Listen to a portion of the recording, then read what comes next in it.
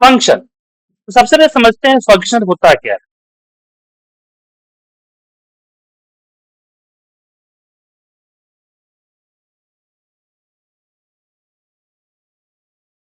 What is the function? तो function को कहते हैं कि function is a block of code that run only when you call. Okay, जैसे कि नॉर्मली आप कोई प्रोग्राम बनाते हैं तो जब आप रन करते हैं तो रन होता है, लेकिन जब हम फंक्शन बनाएंगे तो जब मैं रन करूंगा तो रन नहीं होगा, जब उसको मैं कॉल करूंगा तो रन होगा। बेसिकली मैंने लास्ट टाइम समझाया था कि कंपाउंड इंटरेस्ट निकालने का एक तरीका था, बट उसको जब एक मैथमेटिशियन ने क्या किया, जब उसको फंक्शन में डाल दिया तो क्या हुआ, वो एक फंक्शन हो गया। जब भी उसको कॉल करेंगे एक लंबी प्रोसीजर नहीं करनी पड़ेगी। उसी तरह से जब हम पैथन के अंदर में कुछ ऐसे कैलकुलेशन बनाते हैं जो प्रोग्राम में कई जगह यूज होने वाली है। मान लीजिए कि आपने एक सॉफ्टवेयर बनाया कि भाई यूट्यूब से वीडियो को डाउनलोड करने का, राइट? तो आपने उसमें कोड लगाया कन्वर्टर का कि वीडियो को जिस फॉर्मेट में भी हो उस फॉर्मेट में कन्वर्ट होके आपको आपके अपने फॉर्मेट में।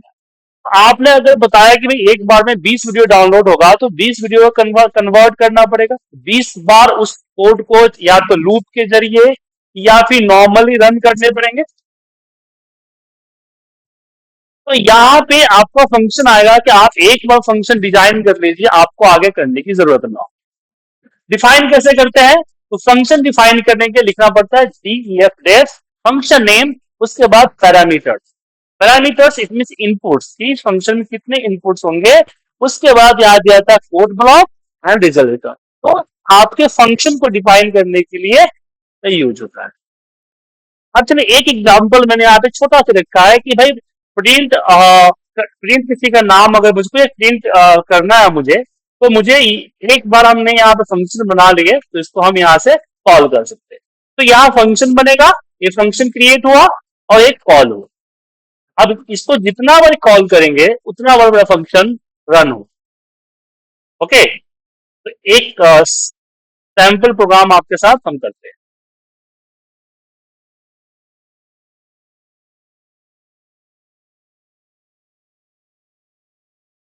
तो सबसे पहले हम लिखते हैं डेफ डेफ, स्मॉल में लिखना होगा, डेफ फंक्शन नेम। ठीक है, तो फंक्शन नेम हमने PRT कर दिया। क्या कर दिया? PRT, प्रिंट के लिए PRT।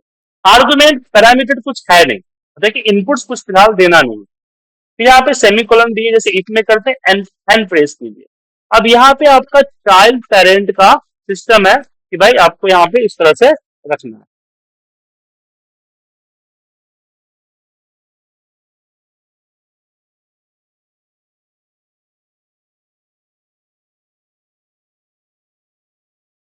अब यहाँ पे मैंने लिख दिया प्रिंट और कुछ भी दे दीजिए।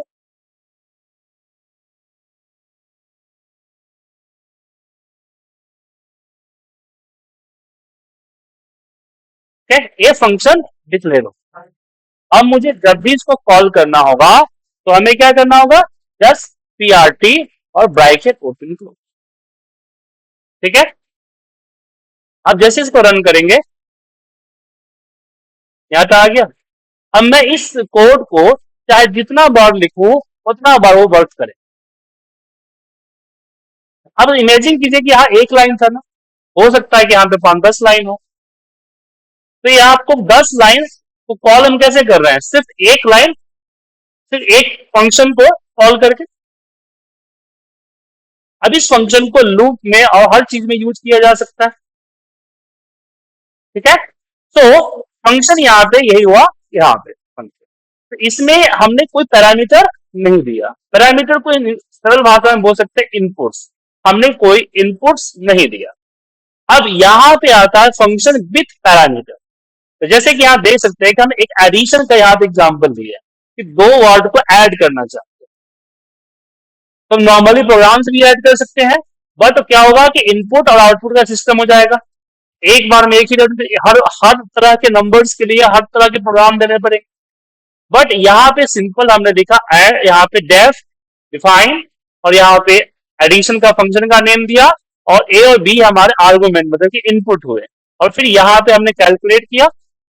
अब यहाँ पे फंक्शन अप्लाई करते समय जस्ट हमने फंक्शन का नेम और अपने इनपुट दिए और रिजल्ट अपने आप आ गया। चलिए इस प्रोग्राम को आपके सामने रन करके दिखाते हैं।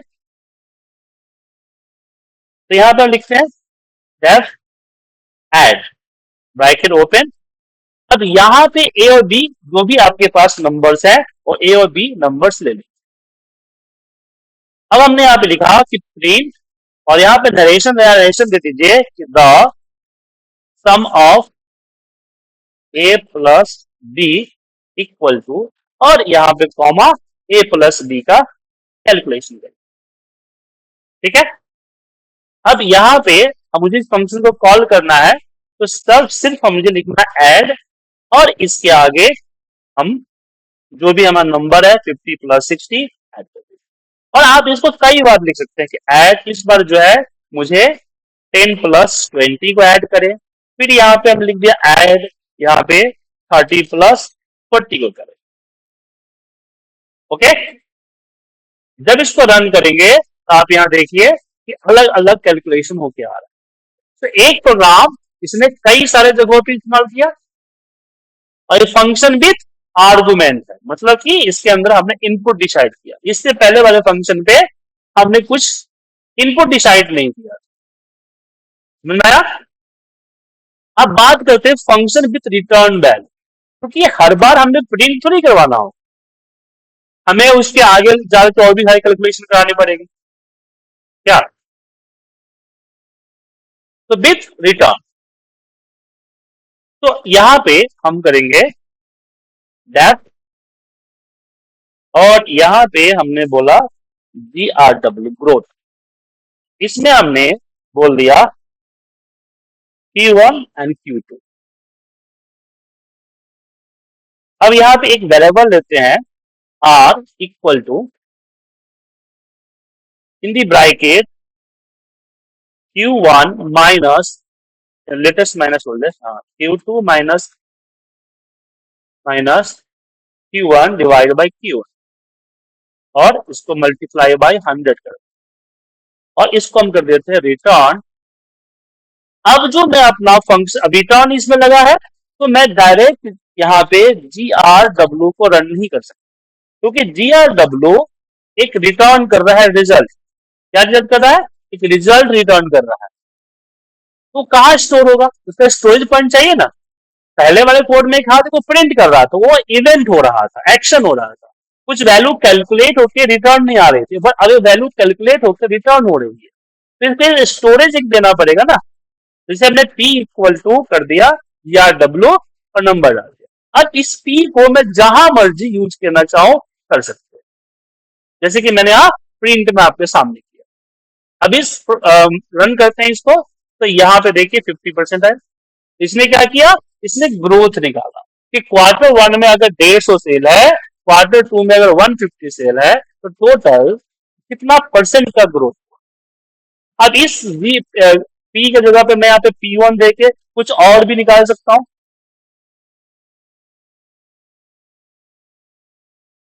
क्या?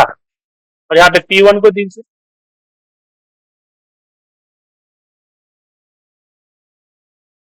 तो P1 आएगा।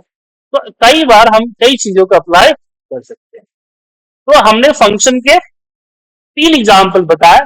पहला एग्जाम्पल था जिसमें हमने आपको ये बताया कि कितने हमारे फंक्शन कैसे डिक्लेयर करेंगे, फंक्शन का प्रोसीजर क्या है, function without argument, function with parameter, function with return value.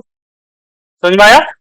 अब यहाँ क्या है कि अगर हम पैरामीटर्स की बात करें तो यहाँ ए और बी हमारा पैरामीटर क्या है? लिमिटेड पैरामीटर है ना।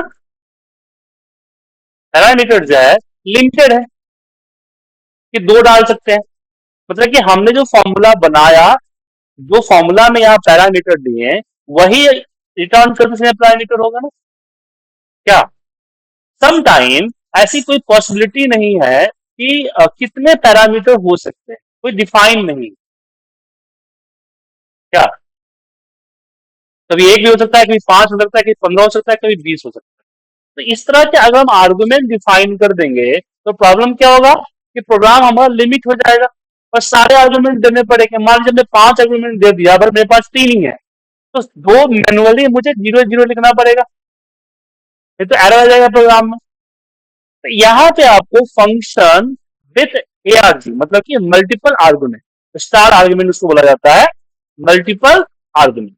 तो जैसे कि यहाँ पे देखिए डेफ टोटल, और जो इनपुट का आर्गुमेंट था उसके सामने उसने स्टार लगा दिया। क्या लगा दिया? स्टार लगा दिया। जिस कारण से अब हम यहाँ पे कई सारे वैल्यूज को कॉमा करके एंट्री कर, कई सारे वैल्यू को कॉमा एंट्री कर सकते हैं। अब चलिए इसको रन करके दिखाए। तो डेफ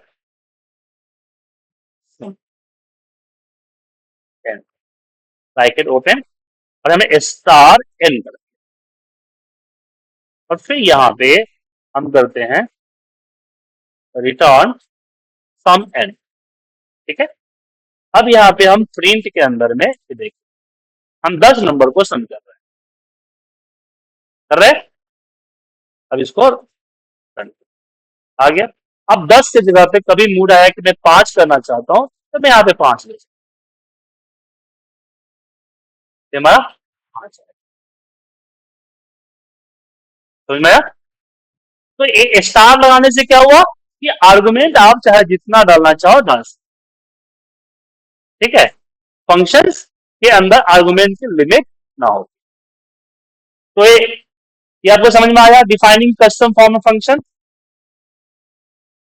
अब जैसे सम क्या है, तो सम भी एक फंक्शन है बट इनविल है। क्या? हाँ, मल्टीपल आर्गुमेंट के लिए आपको स्टार डालना है ना। हाँ, और स्टार डालिए, जितना मर्जी उतना ले लेगा वो। स्टार के साथ जैसे यहाँ देखिए, यहाँ पे स्टार, यहाँ पे नंबर्स है, नंबर से आगे स्टार डाल दिया ना। लेकिन प्रॉब्लम होगा कि अब ये जो आ गया आपका, ये एरे आया, क्या आया? एरे में आया। इसने जो लिया एरे फॉर्मेट मिलेगा। तो एरे के अंदर सेम कास्ट मतलब सेम तरह के, अगर नंबर है तो नंबर ही होगा। अब ऐसा नहीं कि नंबर टेक्स्ट दोनों डाल, क्या मैं क्या बोल रहे हो? क्या दोबारा बताओ। हाँ, क्या किए थे पहले? हाँ, अच्छा वो, तो देखिए जो आप नंबर्स डाल रहे हैं, तो आप उसे मल्टीप्लाई करना चाहते हैं, राइट? देखिए, अब यहाँ पे समझिए बात को। तो सम एन हमने कर दिया, तो ये सम आ गया। तो आप चाहते हो जो सम आया है उस पे प्लस 100 करें, या मल्टीप्लाई बाई 2 करें, कुछ भी कर सकते हैं। अगर आपको और भी ज्यादा कैलकुलेशन है तो यहां आ जाए, यहाँ पे वेरिएबल ले ले ए इक्वल टू सम एन। अब ए के साथ जो मर्जी करना है कीजिए। जैसे ए के ऊपर मैं मान लीजिए कि जो ए आया है उसको मल्टीप्लाई बाई 2 करना चाहता हूं। और लास्ट में जब आपका कैलकुलेशन फाइनल हो जाए, जो फाइनल रिजल्ट जहां स्टोर है उसको रिटर्न में डाल। अब आप चाहते हैं कि मल्टीपल मतलब कि मल्टीपल आर्गुमेंट मतलब कि यहाँ एक ही होगा। अब ऐसा नहीं है कि आप सोच रहे हैं कि मैं यहाँ पे Q1 और कॉमा Q2 करूं, नहीं, ये नहीं होगा। यहाँ पे कोई एक वेरिएबल देना पड़ेगा ना। अगर इसके आगे स्टार लगा दिए तो Q1 कब खत्म होगा पता चलेगा? बात समझ में आया? नहीं समझ में आया? अब जैसे कि यहाँ पे हम आपने बोला Q1 Q2 हो गया, अब Q1 जो होगा एक ही ना होगा। अगर Q1 का आगे स्टार लगा दिया तो Q2 की बारी कब आएगी कैसे डिसाइड होगा? क्योंकि ये भी मल्टीपल आर्गुमेंट भी कॉमा चाहिए और इसमें भी कॉमा चाहिए। पैरामीटर के अंदर पैरामीटर सेपरेट कॉमा ही है ना। तो और एक Q1 भी कॉमा से लेगा, तो Q1 कब खत्म होगा कोई डिसाइड ही नहीं होगा, सिस्टम को पता नहीं चला कब खत्म होगा। दोनों कॉमा है। अब यहाँ पे देखिए ना, कॉमा कॉमा कॉमा 6। अब यहाँ पे मैं कॉमा 10 डाला, तो ये 10 जो है किस पे जाएगा? एक Q1 पे जाएगा या Q2 पे जाएगा? तो आप जो बोल रहे नहीं होगा। अगर आप मल्टीपल आर्गुमेंट डाल रहे हैं तो आपको कॉमा करके ऐसे डालना पड़ेगा विथ वेरिएबल। अगर आपको पैरामीटर आपका जो है लंबा पैरामीटर है, नंबर्स बढ़ सकते हैं घट सकते हैं, दैट टाइम में आपको यहां पे एक ही डालना होगा star person. That is rule. Okay, आप मल्टीपल मतलब ये नहीं है कि स्टार एन भी डाल दें या फिर कॉमा कुछ और डाल दें, ऐसा पॉसिबल नहीं है। ये सिस्टम कंफ्यूज हो जाएगा तो आपका प्रोग्राम रन एरर है क्योंकि रूल में ही नहीं। तो फंक्शन के आर्गुमेंट के रूल सिंपल है, यहाँ पे विदाउट आर्गुमेंट का डालो, यहाँ पे विदाउट आर्गुमेंट। दूसरा, आप आर्गुमेंट डालते हैं तो डिफरेंट डिफरेंट पैरामीटर आर्गुमेंट एक ही होता है, हम लोग अपनी भाषा में आर्गुमेंट करते हैं। तो जब पैरामीटर आप डाल रहे हैं तो पैरामीटर डिफरेंट डिफरेंट वेरिएबल के साथ आप इस तरह से डालेंगे कॉमा लगा के। अब आपके पैरामीटर जो है काफी ज्यादा बड़ा है और सेम कास्ट के है, मतलब सेम टाइप के है, तो ऐसे केस में आप कोई एक वेरिएबल के साथ स्टार लगाएंगे। इसके अंदर यहां पे कॉमा देके कुछ और पॉसिबल नहीं है। ठीक है, समझ गए? आगे बढ़े। तो दिक्कत, तो यहां आपने सीखा फंक्शन डिफाइन करना, फंक्शन के अंदर अपना जो भी प्रिंट या जो भी अपने आपके कोड ब्लॉक्स है उसको पास करना। देन आपने सीखा मल्टीपल आर्गुमेंट को लेना और अनलेस एंडलेस एंडलेस पैरामीटर को लेना और वैल्यू को रिटर्न करना। सिंपल शब्दों में सीखा आपने। ठीक है, अब यहाँ पे छठा एग्जाम्पल में आते हैं। छठा क्या कहता है कि फंक्शन इनसाइड लूप, लूप के अंदर, फंक्शन के अंदर हम लूप कैसे लगाएं। जरूरी नहीं कि फंक्शन में सिर्फ हम प्लस माइनस ही करेंगे, पूरी की पूरी कोडिंग हम फंक्शन के साथ कर सकते हैं और मोस्टली कोडिंग फंक्शन के साथ ही होती है। आगे चल के जब ग्राफिकल यूजर इंटरफेस मैं आपको पढ़ाऊंगा Qt5 के जरिए, तो सारा का सारा जो भी कोड होगा वो फंक्शन के अंदर ही होगा, फंक्शन के बाहर कोई कोड नहीं।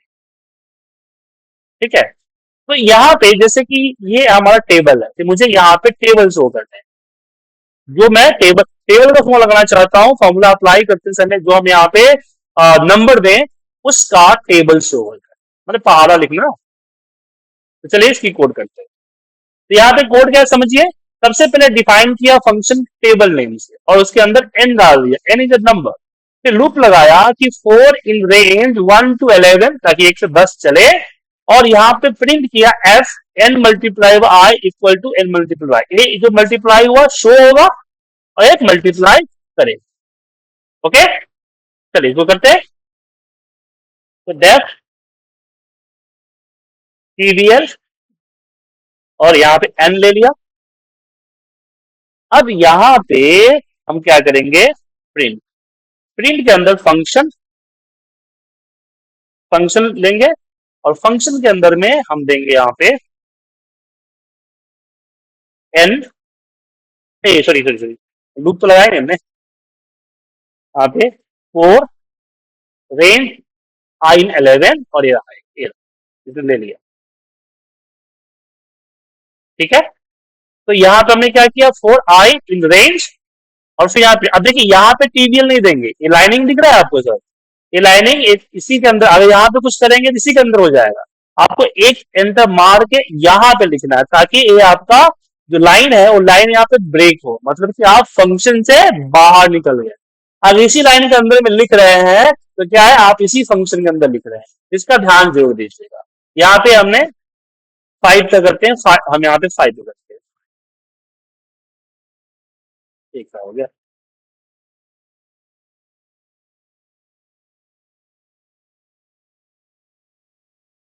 और यहाँ पे रन करते हैं इसको, 5 का टेबल आ गया।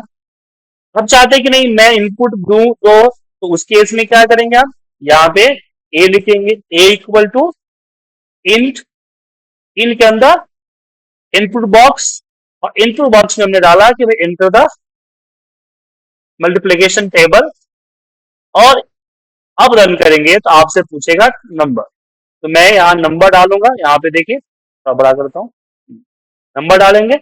मान लीजिए 10 डाला, एंटर मारा तो यहाँ 10 का टेबल आ रहा, नहीं 10 का टेबल नहीं, अच्छा क्या गलती है इसमें बताइए? ये फाइव, फाइव के अंदर ए नहीं ना डाला हमने, वेरिएबल नहीं डाला ना, तो फिक्स हो गया फाइव पे ना। यहाँ पे फाइव एंटर, 10, 10 कहते हैं।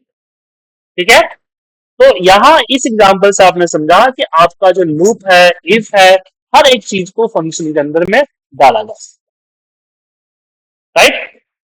अब इसमें आता है एक और, चलिए कुछ एग्जांपल देते हैं। हम ऐसा फंक्शन बनाते हैं जो कि चेक करेगा ऑड इवन नंबर, कि भाई ऑड नंबर है या इवन नंबर। ठीक है, तो यहाँ पे कोड क्या है, पहले फंक्शन डिफाइन किया और एक लंबा फंक्शन चेक इवन ऑड, फिर यहाँ पे नम डाला, फिर इसमें इस कंडीशन लगा है कि नम का ये क्या है, मोड, 2 से डिवाइड करने पे मोड अगर 0 है इसका मतलब इवन है, अदरवाइज ऑड है। अरे फंक्शन बन गया, इसलिए यहाँ पे फंक्शन को रन करके चेक किया। अब इसकी फंक्शन बनाते हैं, चलिए आपके साथ डेफ, यहाँ पे हम सीधे ऑड, यहाँ पे चेक अंडरस्कोर एन कर देते हैं, पूरा नाम नहीं देते, और इसके अंदर हम देते हैं एन। ठीक है, अब यहाँ पे क्या है कि इफ एन, यहाँ पे 7 कर दिया 2, हाँ, यहाँ पे रिटर्न, अच्छा रिटर्न करना है प्रिंट करना है, रिटर्न करते हैं चलो, रिटर्न ऑड, नहीं इवन होगा ना, even। और यहाँ पे रिटर्न ऑड, ट्रू फॉल्स भी कर सकते हैं। अब यहाँ इस फंक्शन को हम कॉल करें, तो प्रिंट चेक नंबर 7 ऑड है इवन है, check number 8 odd and even है। अब इसको अगर मैं रन करेंगे तो आपके सामने ये देखिए ऑड इवन दोनों आ गए। आप चाहते कि नहीं इनपुट बॉक्स लग जाए, मैं नंबर डालू, तो इसके आगे हम यहाँ पे a इक्वल टू इंट, इन के अंदर इनपुट द नंबर और फिर ए डाल।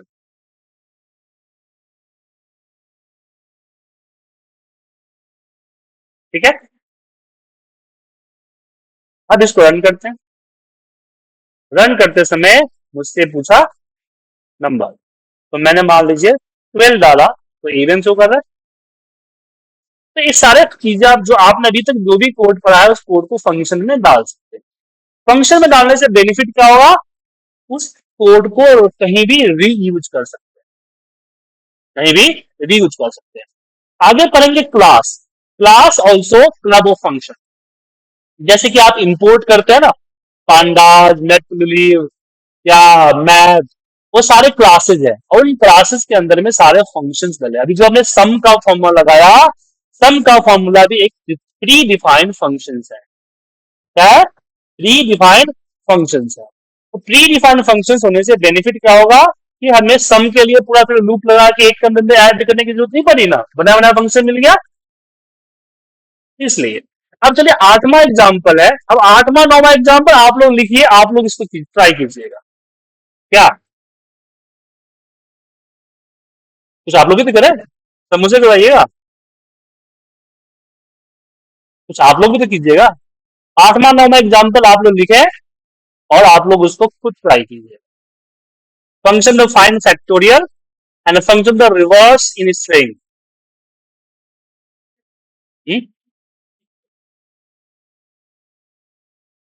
हाथ पे तो ना हटेगा, मैं बोल रहा हूं इसको लैब में ट्राई कीजिएगा।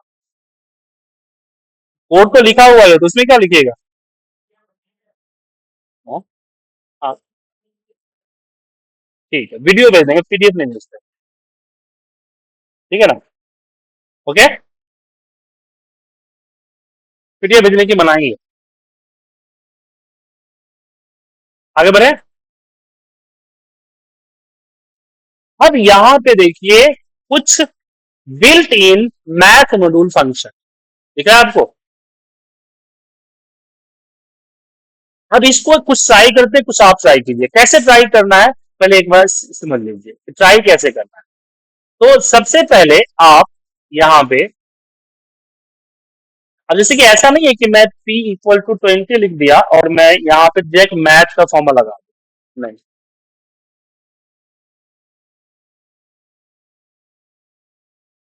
मैथ का फॉर्मूला लगा दूं, नहीं। पहले आपको मैथ की लाइब्रेरी इंपोर्ट करनी पड़ेगी, तो लिखिएगा इंपोर्ट मैथ। ठीक है, कर दिया।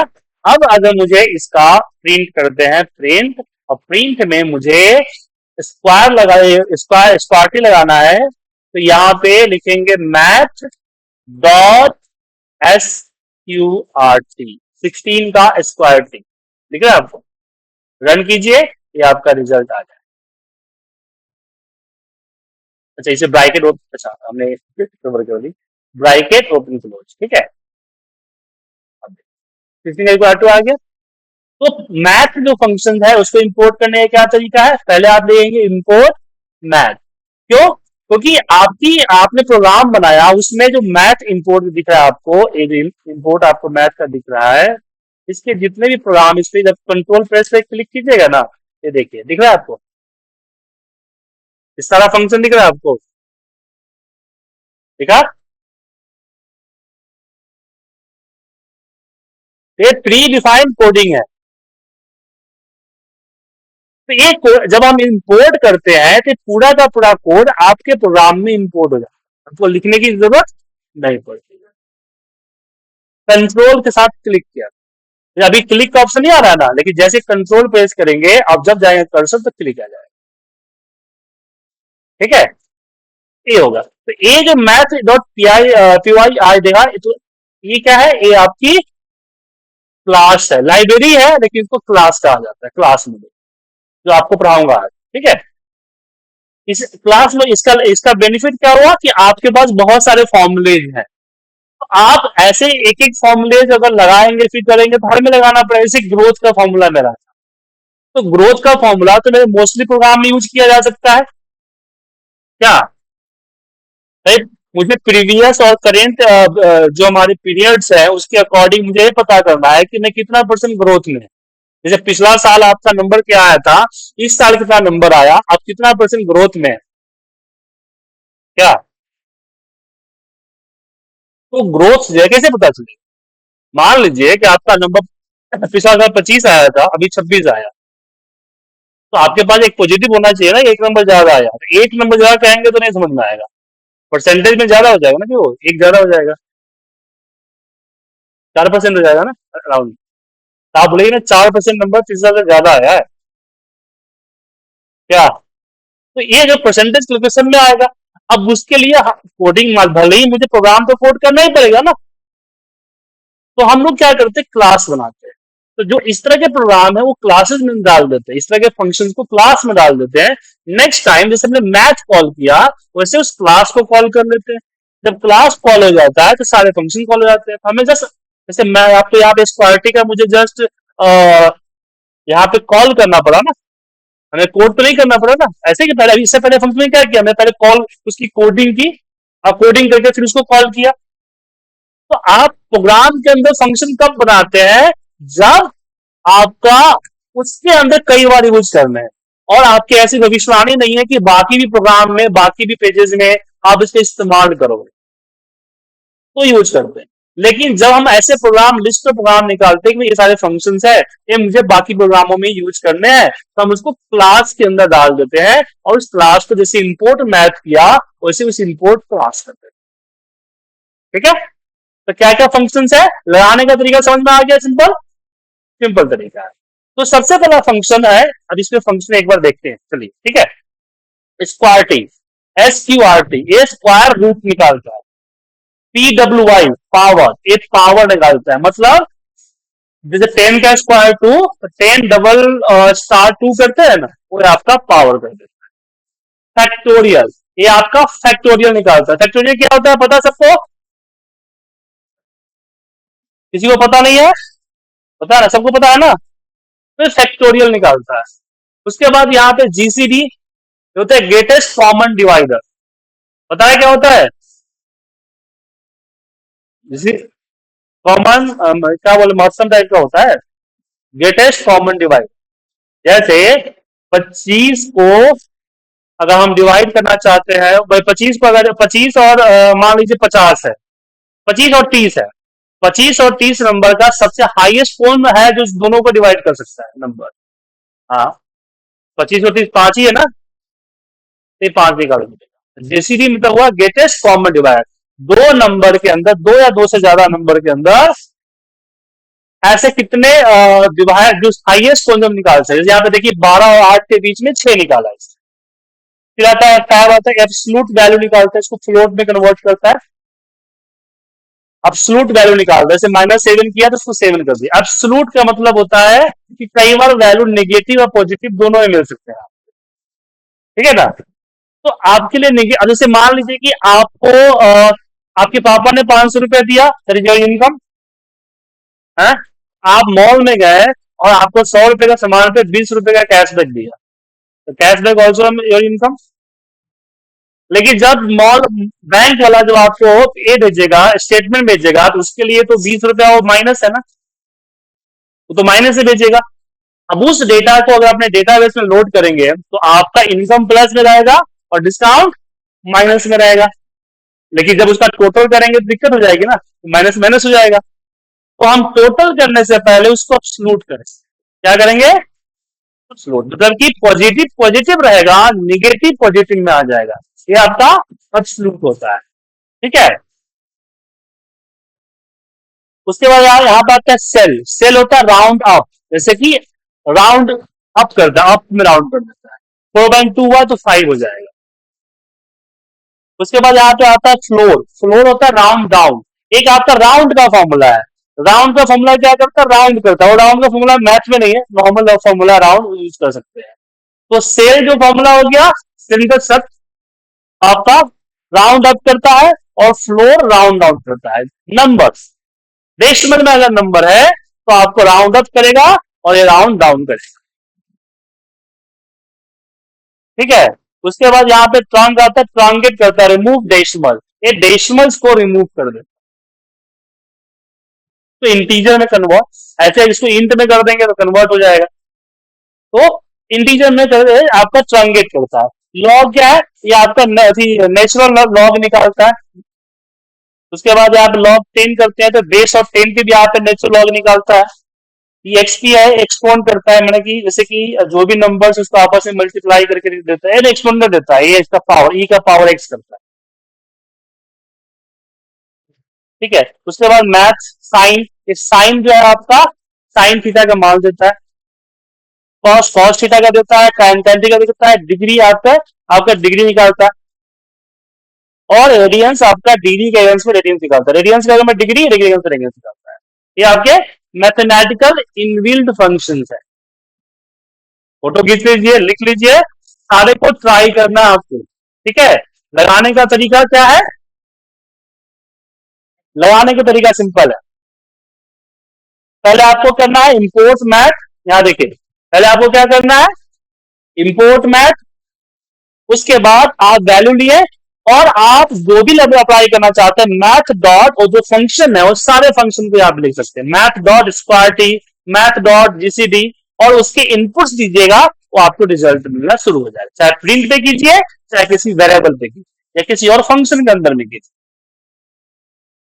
ठीक है। तो लगाने का तरीका सारे फंक्शन का सेम है।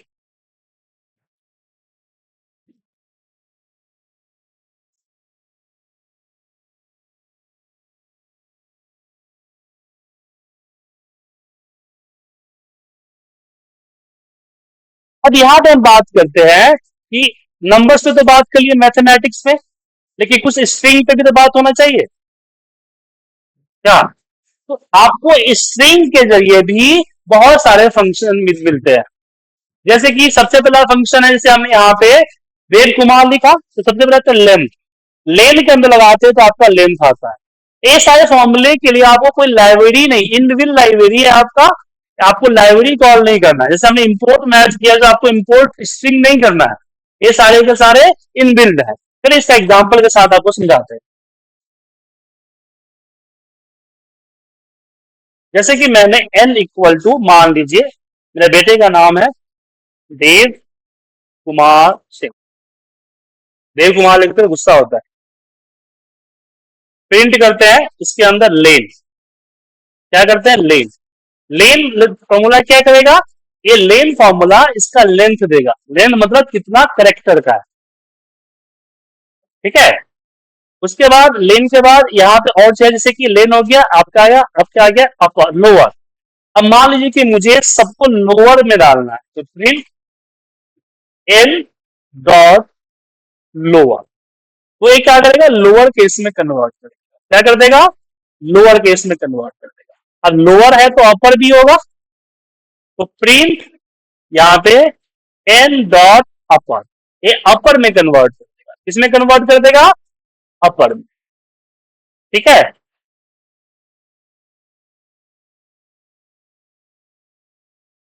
अब यहाँ पे एक चीज और strict,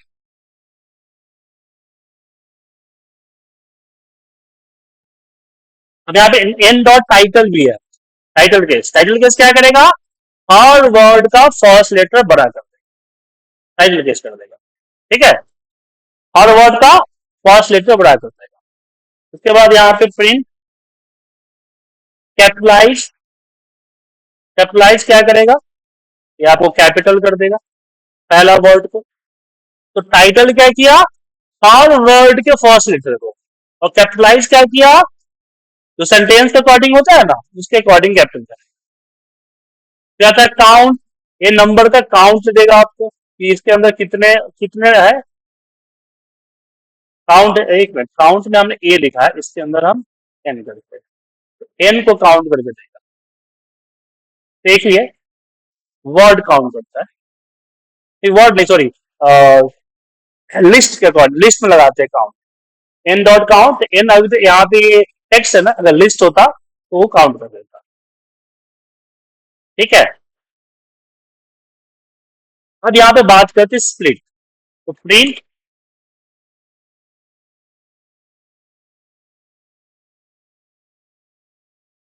N dot split,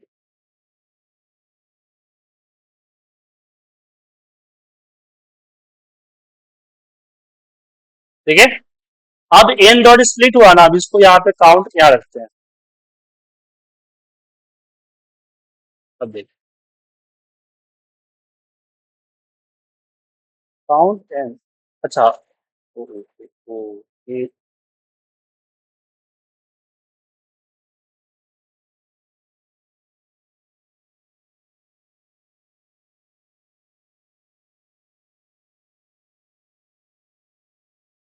split इस पे वर्किंग करेगा।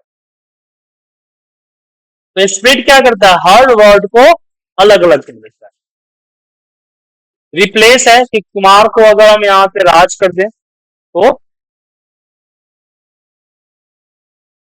रिप्लेस कर देगा,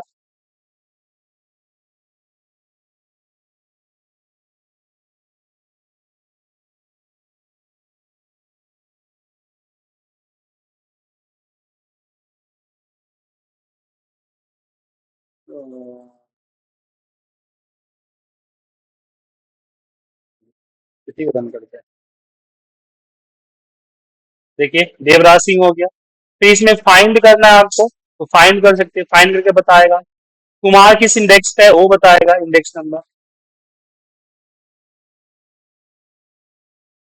तो ये आपका लेन है, upper lower street, replace, split हो गया, काउंट हो गया, ठीक है।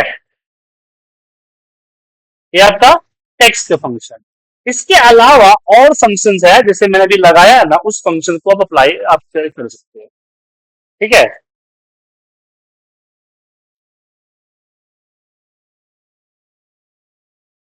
तो जैसे मैथ के फंक्शन है ऐसे यहाँ इसका फंक्शन है। सबसे पहले आता है लेन, लेंथ ऑफ स्ट्रिंग लगाने का तरीका आपके सामने है, रिजल्ट क्या आया 6।